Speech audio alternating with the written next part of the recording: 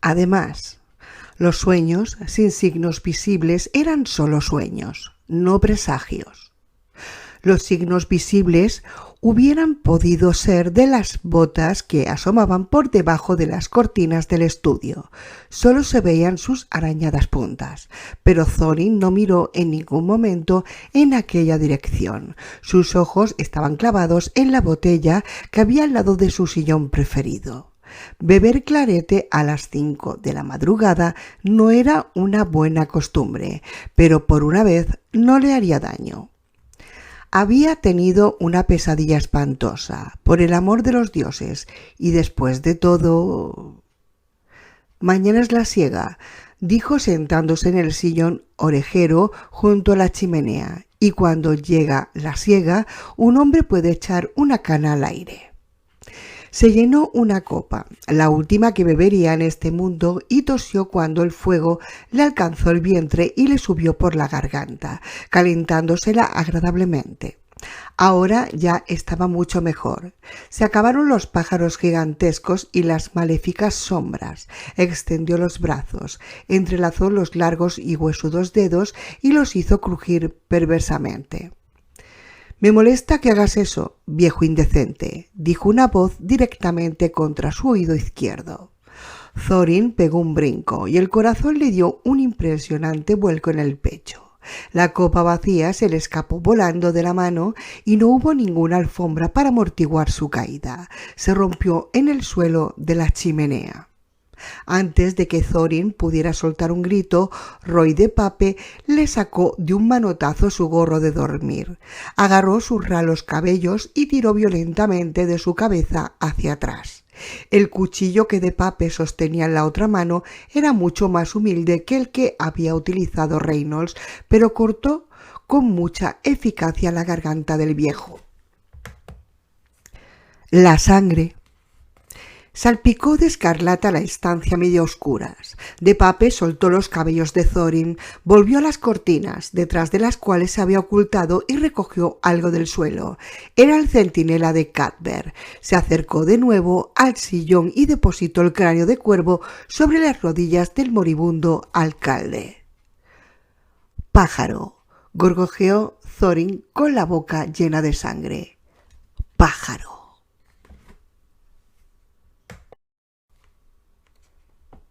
Pues sí, Vejestorio, reconozco que eres muy listo para haberte dado cuenta de lo que es en un momento como este.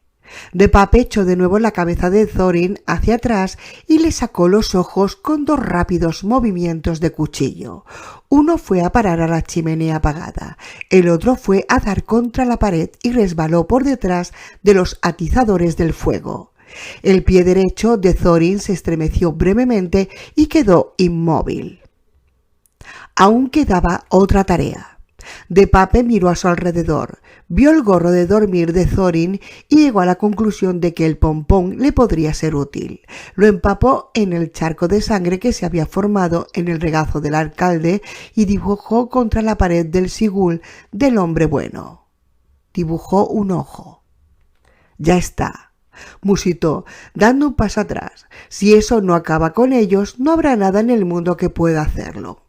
Muy cierto, la única pregunta que aún quedaba por responder era la de si el Catet de Roland se podría capturar vivo. 3. Jamás le había dicho a Frank Langly dónde colocar exactamente a sus hombres.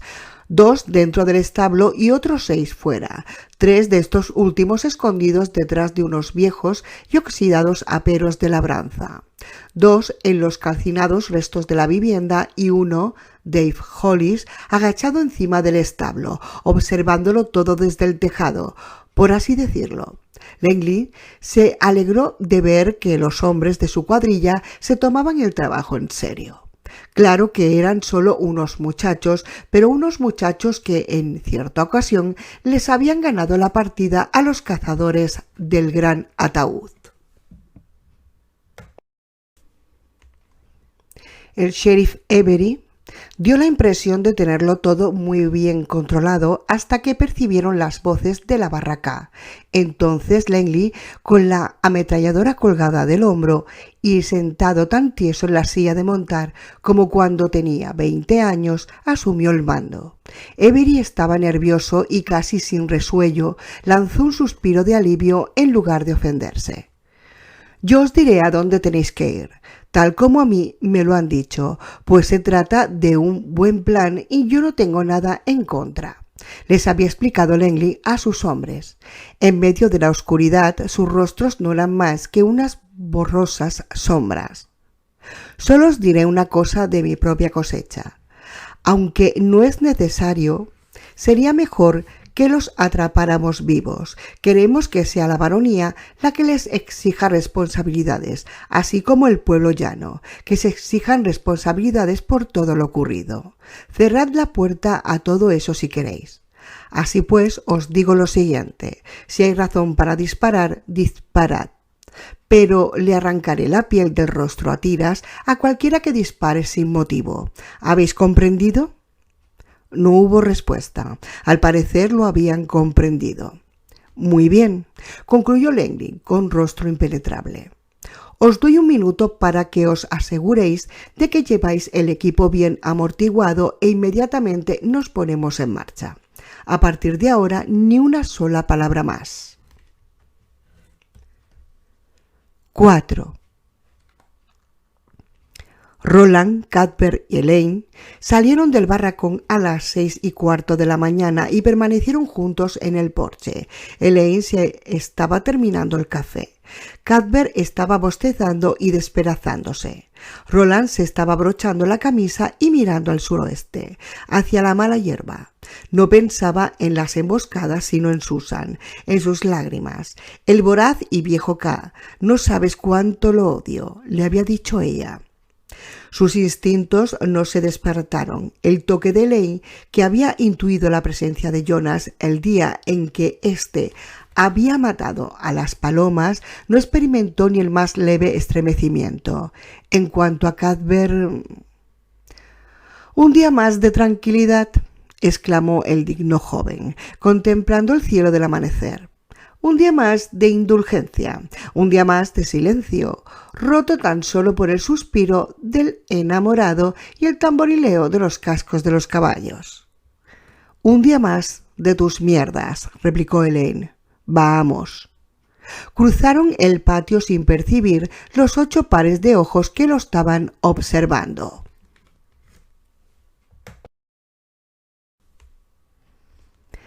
Entraron en el establo pasando por delante de los 2 hombres que flanqueaban la puerta, uno escondido detrás de una vieja grada y otro oculto detrás de un desordenado montón de heno, ambos con las armas a punto. Solo Rachel intuyó que algo mal ocurría. Piafó, puso los ojos en blanco y mientras Roland intentaba sacarlo de su casilla, trató de encabritarse. «Tranquilo, muchacho», le dijo Roland, mirando a su alrededor. «Habrá visto alguna araña. No la soporta». Fuera, Langley se levantó y señaló con ambas manos hacia adelante. Los hombres avanzaron en silencio hacia la parte delantera del establo. En el tejado, Dave Hollis esperaba con el arma a punto. Se había guardado el monóculo en el bolsillo del chaleco para que no despidiera un inoportuno destello. Cuthbert sacó su cabalgadura del establo. Elaine lo siguió. Roland lo hizo en último lugar, sujetando muy corto al nervioso caballo castrado que no paraba de piafar. «Mirad», dijo alegremente Cuthbert, todavía sin percatarse de la presencia de los hombres que se encontraban directamente tras ellos. Estaba señalando hacia el norte. «Una nube en forma de oso. Es una señal de buena suerte para...» «¡Alto ahí, compañeros!», gritó Fan Langley. «No se os ocurra mover tan siquiera esos ruidosos pies». Elaine hizo ademán de volverse, más por la sorpresa que por otra cosa, e inmediatamente se oyeron toda una serie de leves sonidos metálicos, como de muchas ramas que se quebraran simultáneamente, el sonido de las pistolas y los mosquetones amartillados. «No, Al», gritó Roland. No te muevas, no lo hagas. La desesperación le subió por la garganta como un veneno y unas lágrimas de rabia le escocieron en los ojos, pero se quedó donde estaba. Cuthbert y Elaine tampoco tenían que moverse. En caso de que lo hicieran, los matarían. «No os mováis», volvió a gritar. «Ninguno de los dos». Sabia determinación, compañero, muy sabia. Ahora la voz de Langley sonaba más próxima y la acompañaban varios pares de pisadas. «Las manos a la espalda». Dos alargadas sombras flanquearon a Roland bajo las primeras luces. A juzgar por la mole de la que tenía a su izquierda, debía de ser la de Sheriff Avery. Probablemente aquel día no les ofrecería ninguna taza de té blanco. La otra sombra debía de ser la de Langley. «Date prisa, Deadbor, o como coño te llames. Colócalas a tu espalda, sobre los riñones. Hay armas apuntando contra tus compañeros, y si al final acabamos capturando solo a 2 de vosotros en lugar de 3, la vida seguirá igual que antes». «No quiere correr ningún riesgo con nosotros», pensó Roland, experimentando un momentáneo y perverso orgullo acompañado por un sabor que era casi de diversión, pero amargo. El sabor seguía siendo amargo. «Roland», era Cuthbert, hablando en tono angustiado. «No lo hagas, Roland». Pero no tenía más remedio que hacerlo. Roland colocó las manos a la espalda. Rachel soltó un leve relincho de reproche, como diciéndole que aquello estaba muy mal, y se alejó al trote en dirección al porche del barracón. «Vas a sentir el metal en tus muñecas», dijo Langley. «Esposas». 2 fríos círculos se deslizaron por las manos de Roland. Se oyó un clic y de repente los arcos de las esposas se cerraron fuertemente contra sus muñecas. «Muy bien», dijo otra voz. «Y ahora tú, hijo mío». «Y una mierda». La voz de Cuthbert vacilaba al borde de la histeria. Se oyó un sordo rumor y un ahogado grito de dolor. Al volverse, Roland vio a Elaine con una rodilla doblada, comprimiéndose la frente con la parte inferior de la muñeca de la mano izquierda. La sangre le bajaba por el rostro. «¿Queréis que pegue otro?», preguntó Jade White. Sostenió en la mano una vieja pistola al revés, con la culata hacia afuera. «Puedo hacerlo, ¿sabéis? Me noto el brazo muy suelto tan de mañana». «No», gritó Cuthbert, temblando de horror y de algo muy parecido al pesar. A su espalda 3 hombres armados lo miraban con nerviosa avidez. «Entonces sé un buen chico y pon las manos a la espalda». Cuthbert, tratando todavía de reprimir las lágrimas, hizo lo que le mandaban. El agente Brigger le colocó las esposas. Los otros 2 hombres tiraron de Elaine para levantarlo. Este se tambaleó un poco, pero se mantuvo firme mientras lo esposaban. Trató de sonreír cuando sus ojos se cruzaron con los de Roland. Fue en cierto modo el peor momento de aquella terrible emboscada matutina.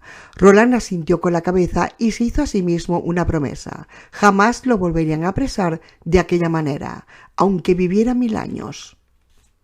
Aquella mañana, Langley llevaba una larga bufanda en lugar de corbatín, pero a Roland le pareció que iba envuelto en la misma chaqueta recta que llevaba en la fiesta de bienvenida del alcalde. Varios meses atrás, a su lado, jadeando de emoción, inquietud y engreimiento, estaba el sheriff Avery. «Muchachos», dijo el sheriff, «han sido ustedes detenidos por quebrantamiento de las leyes de la baronía. Se les acusa en concreto de traición y asesinato».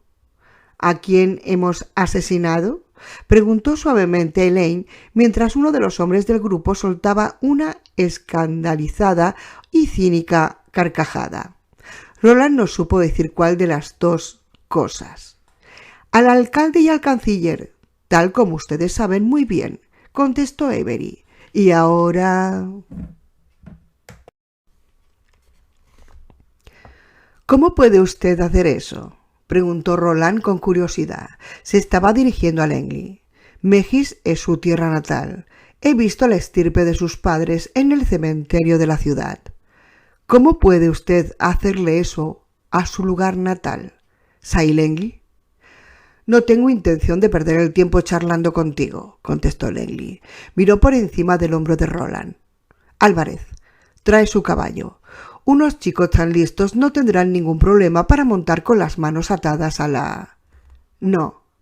Dígamelo, Langley. Lo interrumpió Roland. No se prive, Silent Link. Ha venido aquí con sus amigos y no con gentes que no pertenecen a su círculo. ¿Cómo puede hacer eso? ¿Violaría usted a su madre si la viera durmiendo con la falda levantada? La boca de Langley se contrajo espasmódicamente, no de vergüenza ni de turbación, sino como consecuencia de una momentánea y gazmoña sensación de hastío, y el viejo ranchero miró a Avery. «Qué bien les enseñan a hablar en Gilead, ¿verdad?» Avery, que iba armado con un rifle, se acercó al esposado pistolero levantando la culata del arma. «Ya le enseñaré yo a hablar como es debido a un hombre de la nobleza. Si usted quiere, le arranco los dientes, Fran». Langley le sujetó el brazo con aire cansado. «No sea necio. No quiero llevarlo tendido sobre una silla de montar a menos que esté muerto». Avery bajó el arma. Langley se volvió hacia Roland. «No vivirás lo bastante como para aprovechar los consejos, Dithbor», le dijo, «pero de todos modos te voy a dar algunos. Arrímate a los ganadores de este mundo y averigua hacia dónde sopla el viento para que te des cuenta cuando cambie de dirección». «Ha olvidado el rostro de su padre, gusano asqueroso», dijo Cuthbert con toda claridad. Sus palabras afectaron a Langley mucho más que el comentario de Roland acerca de su madre. Se le notó en el súbito rubor que le tiñó las mejillas curtidas por la intemperie. «Ayudarlos a montar», dijo. «Quiero que antes de una hora estén encerrados». 5. Roland fue empujado hacia la silla con tal fuerza que a punto estuvo de caer por el otro lado, y hubiera caído si Dave Hollis no hubiera estado allí para sujetarlo y encajar su bota en la espuela. Dave le dirigió al pistolero una nerviosa sonrisa medio turbada. «Lamento verle aquí», le dijo Roland con la cara muy seria. «Y yo lamento estar aquí», dijo el agente. «Si se proponían ustedes cometer unos asesinatos, hubiera preferido que lo hicieran antes. Su amigo no debería haber sido tan arrogante como para dejar su tarjeta de visita», añadió, señalando con la cabeza a Cuthbert. Roland no tenía ni la menor idea de qué se refería el agente Dave, pero le daba igual. Todo formaba parte de la encerrona y ninguno de aquellos hombres creía demasiado en ello, probablemente ni siquiera el propio Dave.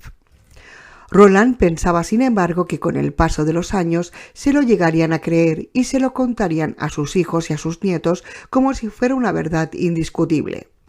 Aquel glorioso día en que habían cabalgado con unas cuadrillas de hombres armados y habían capturado a los traidores. El pistolero utilizó las rodillas para que Rasher se volviera, y allí, junto a la verja del patio de la barraca y el sendero que conducía al gran camino, vio nada menos que a Jonas montado a horcajadas en un caballo bayo de ancho pecho, con un sombrero de fieltro verde de vaquero y un viejo guardapolvo de color gris. En la funda situada junto a su rodilla derecha había un rifle. El lado izquierdo del guardapolvo estaba levantado para dejar al descubierto la culata del revólver. El blanco cabello de Jonas, que aquel día lo llevaba suelto, se derramaba sobre sus hombros. Jonas se quitó el sombrero y lo alargó hacia Roland en gesto de cortés saludo. «Una partida muy buena», dijo. «Ha sabido usted jugar muy bien para ser alguien que hasta no hace mucho tiempo tomaba la leche amorrado a una teta». «Ha vivido usted demasiado, viejo», replicó Roland. Jonas esbozó una sonrisa. «Y usted le remediaría si pudiera, ¿verdad?» «¿Verdad? Supongo que sí». Jonas miró a Langley. «Búsquele los juguetes, Fran. Busque con especial cuidado la presencia de cuchillos. Tienen armas de fuego, pero no las han utilizado. Yo sé algo más de lo que ellos creen sobre estos hierros que disparan. Y el gracioso es un hondero. No lo olvide. Por el amor de los dioses. Estuvo a punto de arrancarle la cabeza a Roy no hace mucho tiempo». «¿Está usted hablando del cabeza de zanahoria?», preguntó Cuthbert. Su caballo bailaba bajo su cuerpo y para no caerse oscilaba hacia adelante y hacia atrás y de uno al otro lado como artista circense. Ese jamás hubiera echado de menos la cabeza. Los cojones puede que sí, pero no la cabeza. Tal vez sea cierto, combinó Jonas, contemplando cómo los hombres recogían las lanzas y el arco de Roland. El tirachinas se encontraba en la parte posterior del cinturón de Cuthbert, dentro de una funda que él mismo había confeccionado. Roland sabía que era mucho mejor que de Pape no hubiera acabado con la paciencia de ver, pues éste era capaz de alcanzar el ala de un pájaro desde 60 metros de distancia. Del lado izquierdo del chico colgaba una bolsa con proyectiles de acero. Brigger también la tomó. Entretanto, Jonas estaba mirando a Roland con una amistosa sonrisa en los labios. «¿Cuál es tu verdadero nombre, mocoso? No temas, ahora ya no hay peligro en decirlo. Pronto vas a cabalgar con la muerte y ambos lo sabemos». Roland no dijo nada. Lenglin miró a Jonas enarcando las cejas. Jonas se encogió de hombros y movió la cabeza en dirección a la ciudad. Lenglin asintió con la cabeza y empujó a Roland con un duro y agrietado dedo. «Vamos a cabalgar, muchacho». Roland apretó las rodillas contra los costados de Rasher. El caballo se acercó trotando a Jonas. De repente Roland comprendió una cosa. Tal como le había ocurrido con sus mejores y más auténticas intuiciones, le vino de ninguna parte y de todas partes, inexistente entre determinado momento y presente y totalmente vestido al siguiente. «¿Quién lo envió al oeste, gusano?», preguntó al pasar junto a Jonas. «No pudo ser Cort. Es usted demasiado viejo. ¿Fue acaso su padre?». La burlona expresión ligeramente aburrida del rostro de Jonas huyó volando de su rostro como si le hubieran propinado un manotazo.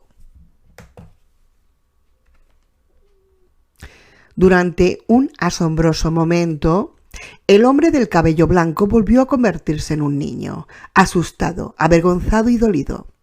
Sí, el padre de Cort, lo leo en sus ojos, y ahora está aquí, en el mar limpio, solo que en realidad está en el oeste. El alma de un hombre como usted jamás podrá abandonar el oeste. Jonas desenvainó y amartilló el arma con tal rapidez que solo los extraordinarios ojos de Roland pudieron captar el movimiento. Se oyó un murmullo de voces de los hombres situados a la espalda de ambos, en parte de escandalizado asombro, pero sobre todo de reverente temor. «No sea necio, Jonas», gritó Lenglin. «No irá usted a matarlos después del tiempo que nos ha costado y de los riesgos que hemos corrido para echarles el guante, ¿verdad?». Jonas pareció no prestarle atención. Tenía los ojos enormemente abiertos y le temblaban las comisuras de los agrietados labios. «Cuida tus palabras, Will Deadborough», dijo con un áspero susurro. «Cuídalas bien. En este mismo instante tengo el gatillo a medio apretar». «Bueno, pues dispare», dijo Roland, levantando la cabeza para mirar a Jonas desde arriba. «Dispare, exiliado. Dispare, gusano. Dispare, fracasado. Seguirá viviendo en el exilio y morirá tal como ha vivido». Roland estaba seguro de que Jonas iba a disparar y le pareció que la muerte sería suficiente, un final aceptable después de la vergüenza de haber sido apresado con tanta facilidad. En aquel instante, Susan no estaba en sus pensamientos. Nada respiraba en aquel momento, nada llamaba, nada se movía.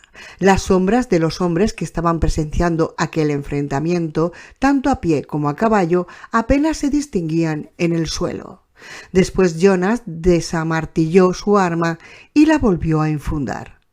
«Llévelos a la ciudad y métalos en Chirona», le dijo a Lenglin, «y cuando yo aparezca no quiero ver ni un solo pelo arrancado de la cabeza de nadie.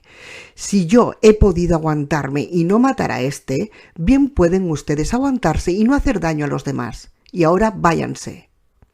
«En marcha», dijo Lenglin. Su voz había perdido en parte su ficticia autoridad. Ahora era la voz de un hombre que se da cuenta, demasiado tarde, de que ha comprado fichas de un juego cuyas apuestas serán probablemente demasiado altas. Se pusieron en marcha y Roland volvió la cabeza por última vez. El desprecio que Jonas vio en aquellos ojos fríos y jóvenes le dolió más que los azotes que años atrás le habían dejado la espalda llena de cicatrices en Garland. 6.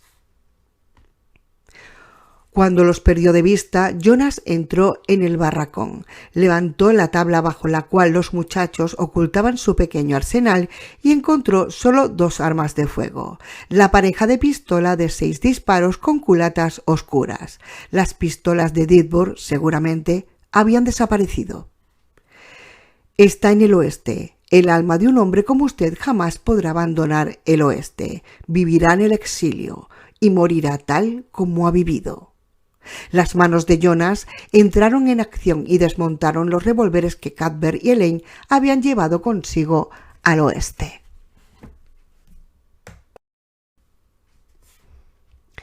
El de Elaine jamás se había utilizado como no fuera en el campo de tiro. Jonas arrojó al exterior las distintas piezas, diseminándolas por todas partes. Las arrojó lo más lejos que pudo, tratando de librarse de aquella fría mirada azul y del espanto de haber oído lo que él creía que nadie sabía. Roy y Clay lo sospechaban, pero ni siquiera ellos lo sabían con certeza. Antes de la puesta de sol, todo el mundo en Meji sabría que Eldred Jonas, el regulador del cabello blanco y el tatuaje del ataúd de la mano, no era más que un pistolero fracasado. Vivirá en el exilio y morirá tal como ha vivido. Es posible, dijo, contemplando la incendiada vivienda del rancho sin verla realmente. Pero viviré más que tú, joven Dithborg, y moriré mucho después de que tus huesos se estén pudriendo en la tierra. Montó en su cabalgadura y dio media vuelta, tirando violentamente de las riendas para dirigirse a Citgo, donde Roy y Clay lo estarían esperando. Cabalgó al galope, pero los ojos de Roland galopaban con él. 7. Despierte, despiertes ahí, despierte, despierte. Al principio le pareció que las palabras venían de muy lejos y se estaban desplazando por algún medio mágico al oscuro lugar donde ella dormía, incluso cuando la voz vino acompañada de una mano que la sacudía con fuerza y comprendió que tenía que despertarse. La lucha fue muy larga y denonada. Llevaba muchas semanas sin poder disfrutar de una buena noche de sueño reparador, y la víspera había pensado que ocurriría lo de siempre, especialmente la víspera. Había permanecido despierta en su lujoso dormitorio de la costa, dando incesantes vueltas en la cama, mientras su mente se poblaba de toda una suerte de posibilidades, ninguna de ellas buena. El camisón se le había enrollado alrededor de las caderas y se le había arrugado en la espalda. Cuando se levantó para ir al lavabo, se quitó aquella odiosa prenda, la arrojó a un rincón y regresó desnuda a la cama.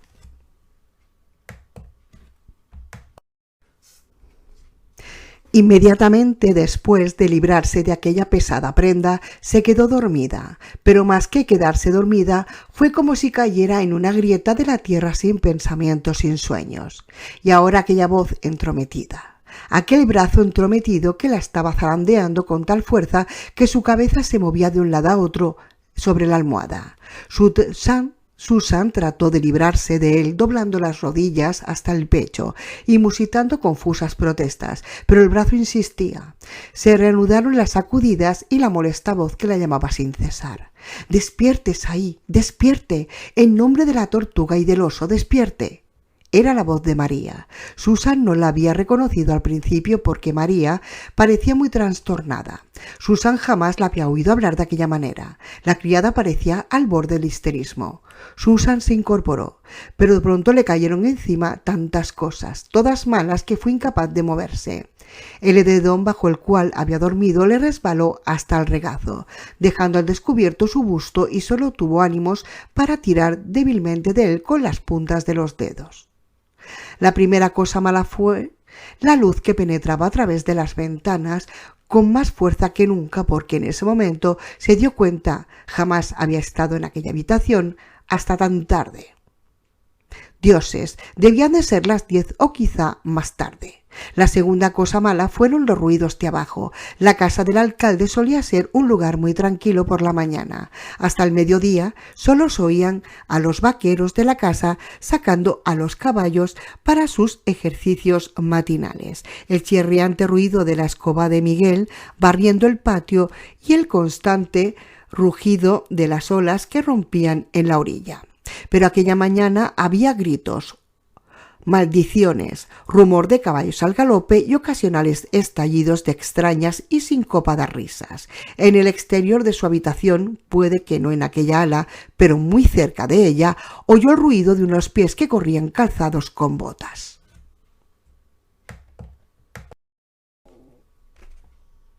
Pero lo peor de todo era la propia María, con las mejillas muy pálidas a pesar del aceitunado color de su piel.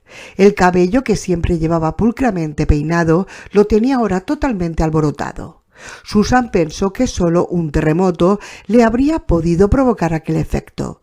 ¿Qué ocurre, María? Tiene que irse ahí.